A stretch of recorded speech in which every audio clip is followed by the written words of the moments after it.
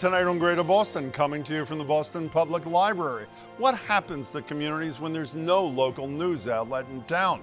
And how can we end the spread of such news deserts across the country?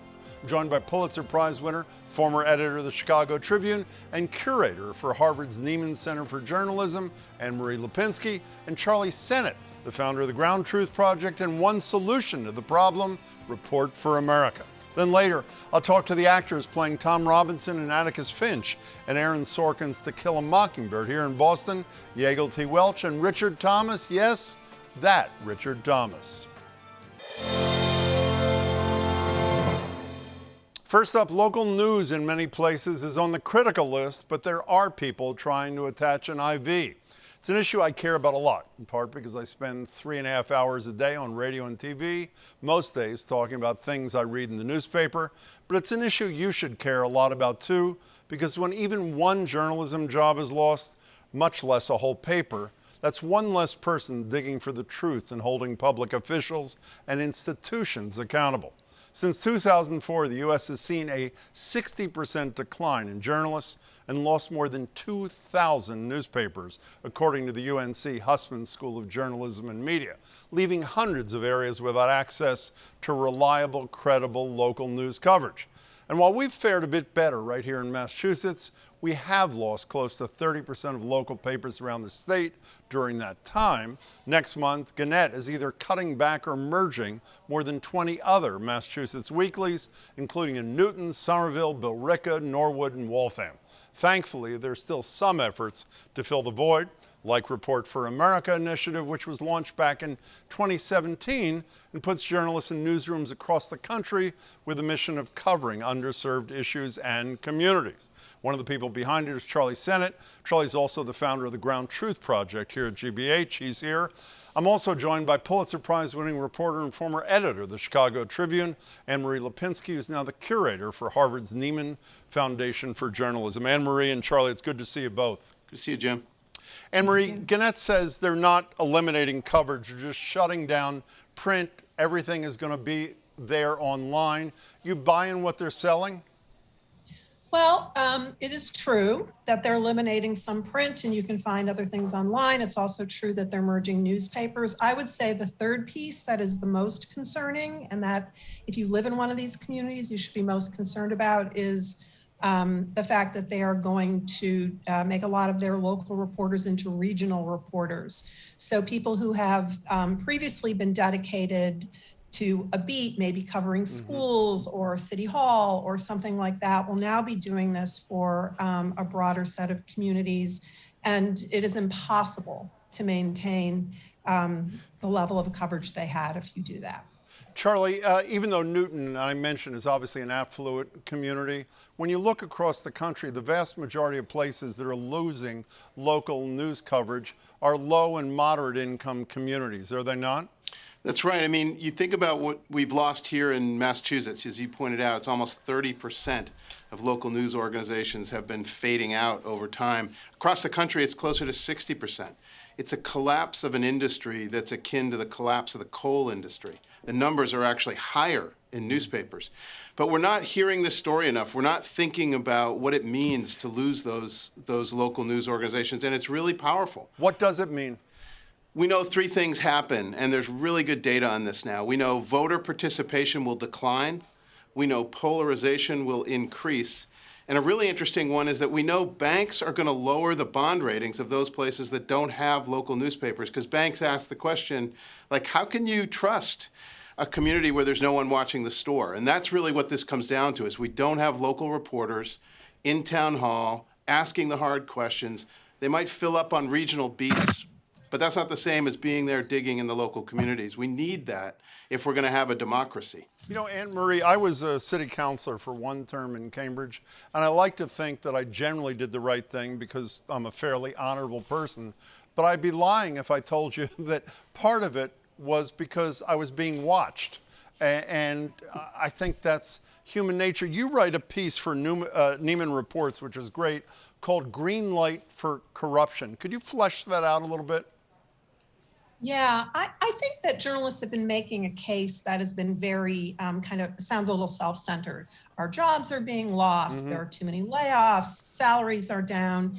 And I think we need to reframe this for the real cost, attributed to the community now. And so there's a researcher at the Harvard Business School named Jonas Heese, who is a researcher on corruption. And he took an interest in what happens in a community when a newspaper closes down. So I went to talk to him, and he had looked at 33 local communities and sort of regulatory agencies across the US, and tried to look at what happens when a paper closes. And he was surprised, but I don't think most journalists would be surprised to find that violations and penalties went up across these 44 government agencies. And the violation number was relatively small, but the penalty number was much greater. So 15% increase in financial penalties, for instance, across, or 20% for something like toxic admissions. Yeah. So he saw increases in toxic admission penalties, in the cost of borrowing, in the cost to shareholders, in job violations. So, just fair employment violations, discrimination, accounting fraud, overbilling, pollution. And he said it's just the tip of the iceberg. He only looked at publicly traded companies. He didn't look at private companies. And Jimmy said exactly what you just said. His assumption is that when you're being watched, you're just more careful and you're more conscientious. Well, mine was anecdotal, but his evidence, what you write about, is far from it. Can we spend a few minutes on solutions? Charlie, explain briefly, if you can, what Report for America is. What's its intention? What are you doing? So what we're trying to do is take emerging journalists and put them in the field in communities that need local reporters. This is a call to service. This is basically saying, we want you in these local communities. We want you serving there. So the way it works is we put out the call to news organizations and we ask them, where is an undercovered part of your community that really needs coverage? How can you assure us it's going to be public service driven and that you'll actually have editing and mentoring? And then once we select the newspapers, we then put out the call to journalists, to young journalists mostly. Our average age is about 26. And we are flooded with applications. We were doing about 1,000 applications for every 50 slots. And right now, as of June, we'll be putting our biggest cohort out, 325 journalists in more than 220 newsrooms across 50 states. We have 20 who are here in Massachusetts at the Boston Globe, at WCAI, Springfield Public Radio, the Berkshire Eagle. And those are news organizations that are holding on. They're doing well, but there's so many that are suffering. And, I live in Newton right now, and the tab is closing on May 4th. And when that happens, the day after World Press Freedom Day, we lose so much when we lose these newspapers.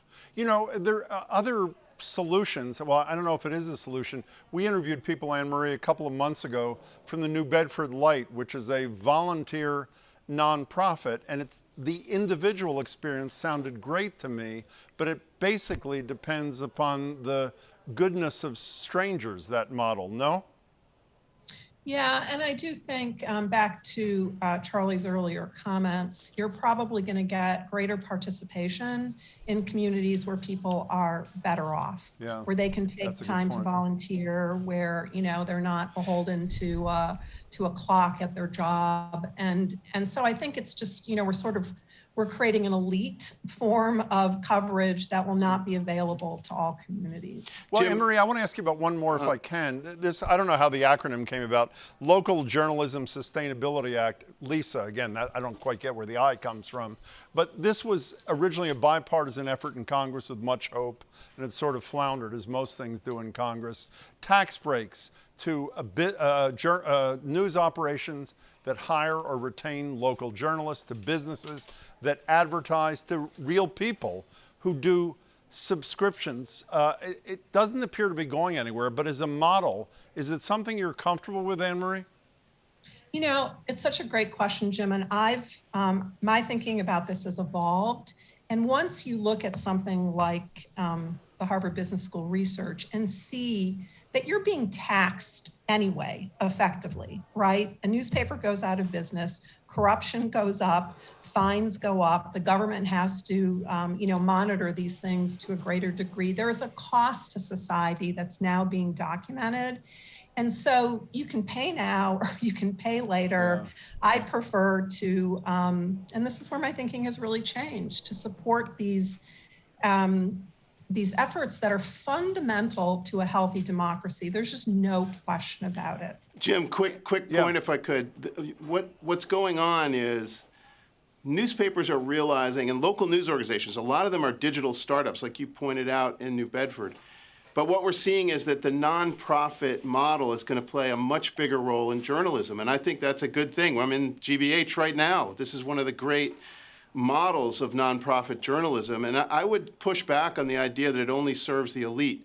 We're seeing across the country that local foundations in some very distressed areas like Appalachia, rural Ohio, the local foundations are stepping up. We're doing what are called community news funds. And that is to pull the communities together, because communities are recognizing that their local government, the way they work together as a community, the way they hold together, is bound into having local news organizations that give them shared sets of facts. So we think the nonprofit sector is going to really grow. I don't think that's just the elite or a handout. I think it's a way to serve communities, and they're seeing they need it, and I think they're bounding together. Well, some around people it. are concerned about the coverage that those entities can do of the institutions that fund them. We only have a minute left. Starting with you, Anne Marie, can you do a little Nostradamus for 5 years out? Where are we on the local newspaper scene? I think things get worse before they get better, but we are going to see, we're growing a set of examples and models for what might work going forward. And I think that's really exciting. What I would say is that the public needs to be far more demanding about this, and that you would never tolerate a lack of, fire department services in your community or a schoolhouse. Yeah.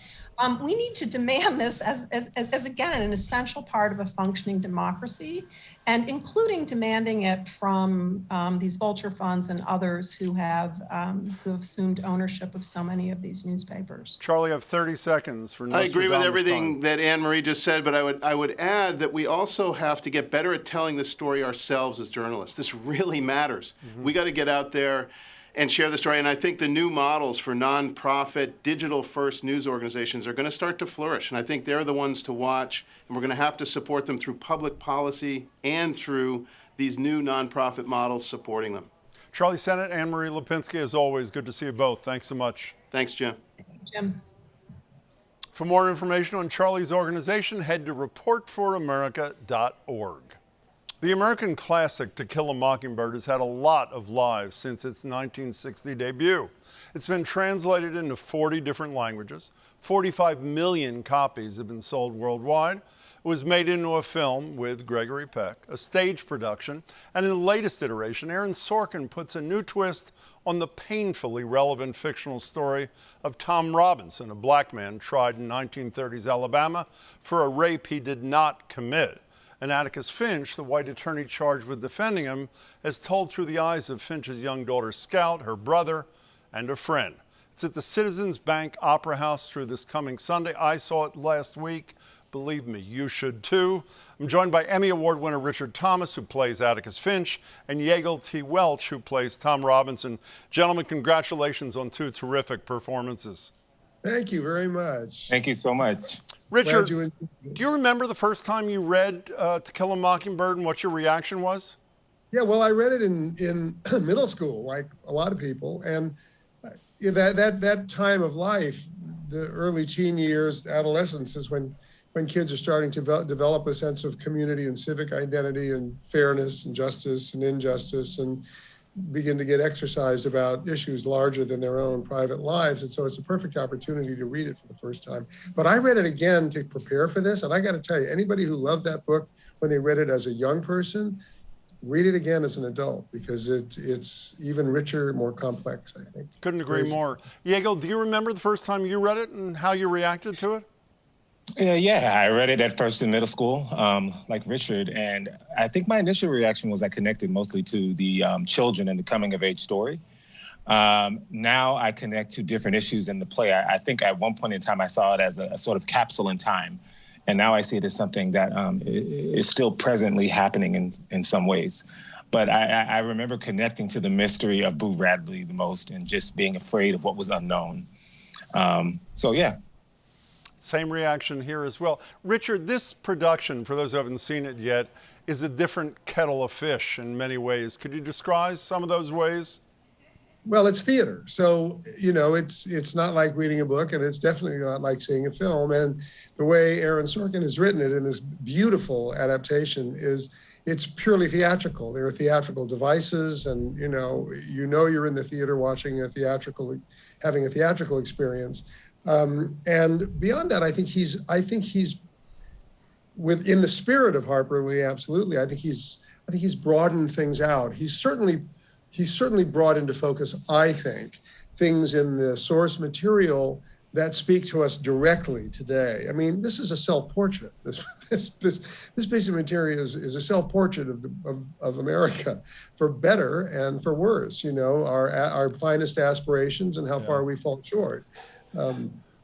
Yaegel, in addition to that, I read a piece that Aaron Sorkin was interviewed in The Atlantic a few years ago, and he refers to the portrayal of the black characters as, quote, atmosphere, anonymous. You and Jacqueline Williams, as the brilliant Calpurnia, are anything but anonymous in this version. That's a big difference too, no? Yeah, the book and the movie sort of use them as devices, and in some ways, decoration or as tools to aid in the white characters' growth, and we don't really hear from their families or hear their voices. In the play, we actually they get agency. They get a sense of dignity. We get to learn who they are. They become a little more fleshed out, a little more three-dimensional, which makes it all the worthwhile in terms of why we do it and I think it helps to make this play resonate more with minority communities, because we know who these people are as much as we know who the Finch family is. Yeah, and speaking of the Finch family, Richard, your Atticus Finch is no longer a flawless white savior. It's very important. I mean, one of the things that Aaron has done to enrich the material, still, as I say, in fulfilling Harper Lee's spirit, is to make Atticus not only a hero figure in the fact that he goes through a journey, but if the story is a lot about the loss of innocence of the children, it's also now about Atticus's loss of innocence. And he's just a guy going through this journey. Aaron has given him a wonderful human journey. So he never stands with above anybody else in the play. There's no, he's not a saint. Certainly not a white savior. Because he does a lot of wrong things for the right reasons, but he's a person like everybody else in the play, and that makes it so much more enriching to play. You both touch on this, but Richard, starting with you, I'm sitting there during intermission and I'm saying to myself, the best part of this version is how relevant it is today, and the worst part of this version is how relevant it is today. That's got to be with you in every performance in your head, is it not? It is. It's a real journey, because the play works on you as, from the Atticus perspective, from the Atticus chair, about a story about a man trying to raise his children with Calpurnia, and a story about social justice. And both of these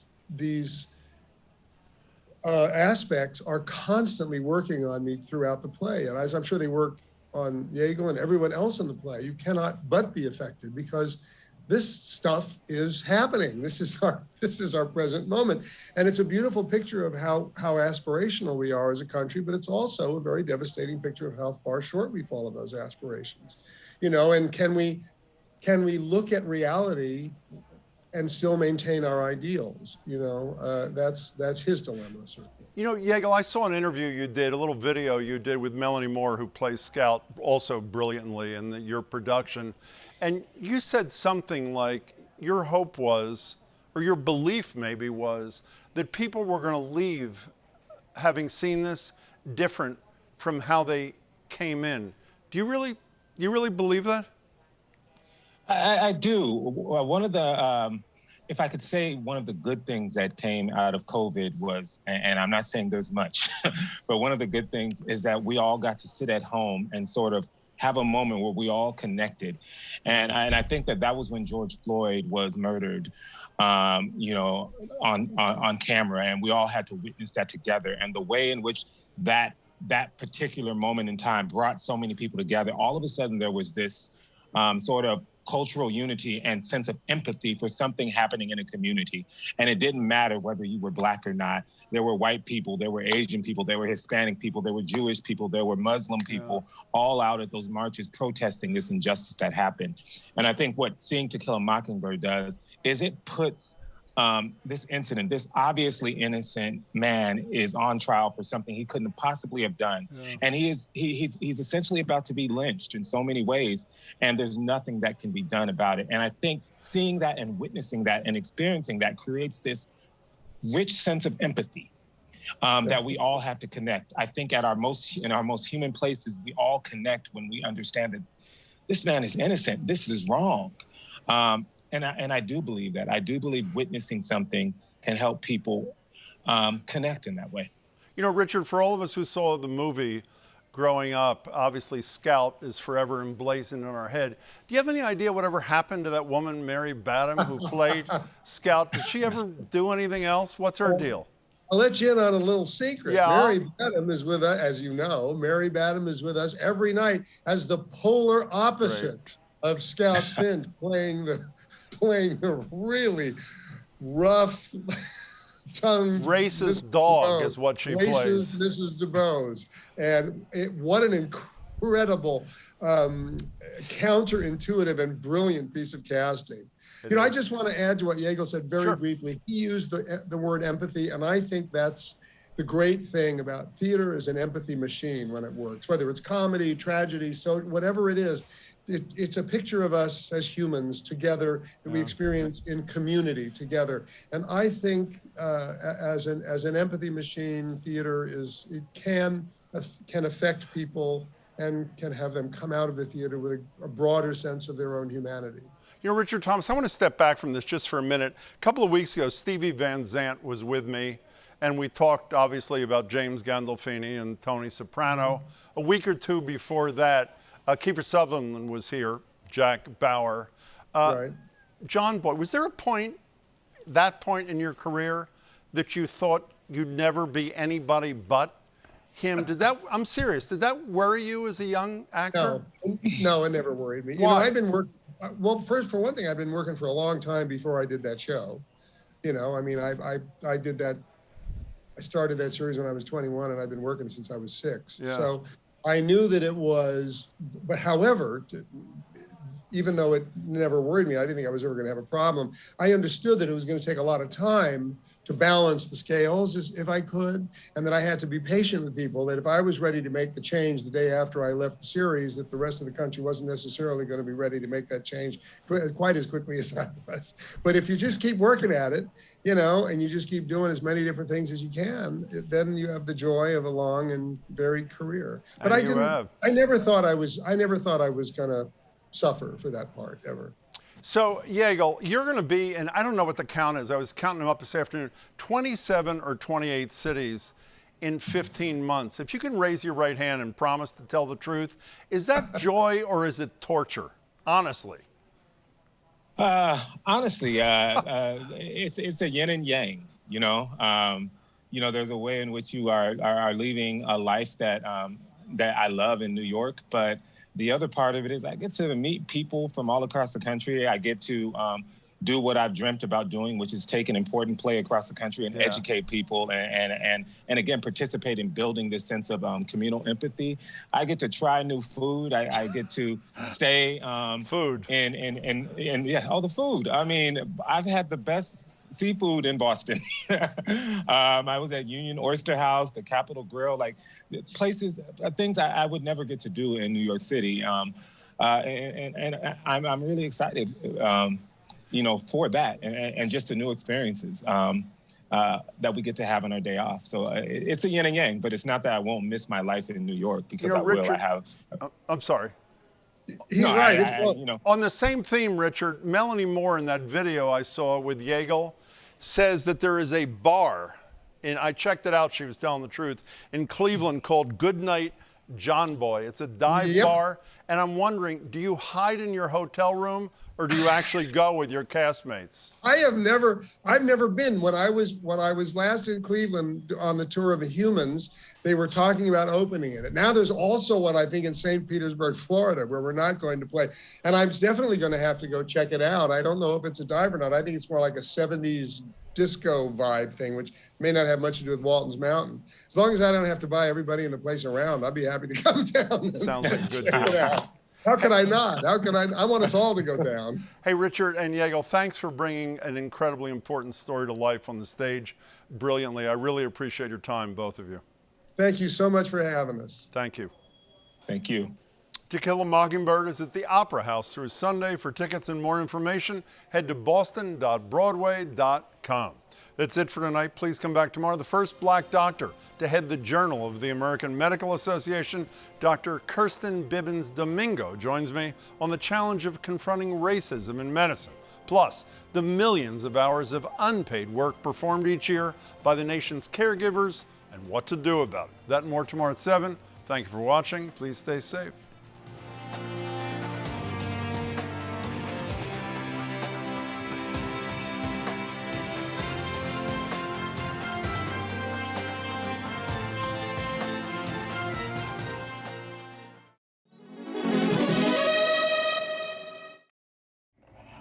In Newton, Massachusetts, there's a star market that overhangs the Mass Turnpike, and I was curious why that was. I'm Edgar B. Herwick III, and this is the Curiosity Desk. Well, we start things off today in a place that I am confident is familiar to you all, a supermarket. This one is a lot like any other. The coffee's near the tea, the butter's near the milk, and the shelves are stocked with an abundance of options. Now, even if you've never been inside, you've likely driven under this guy. And while the building itself dates to the 1960s, its story begins almost half a century prior.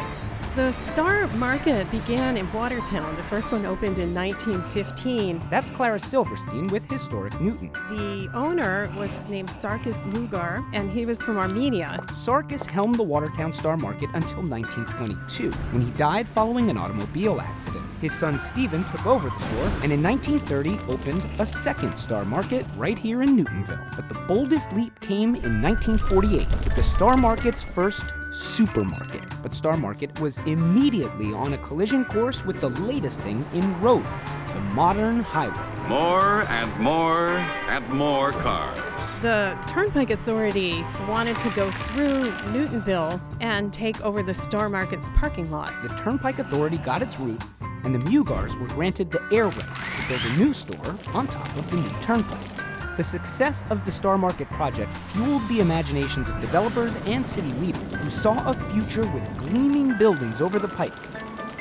In reality, nothing has been built with air rights west of the city in almost 50 years, and so it stands over the pike today, a nod to Newton's past and to an imagined future that never came to pass. I'm Edgar B. Herwick III. Stay curious out there.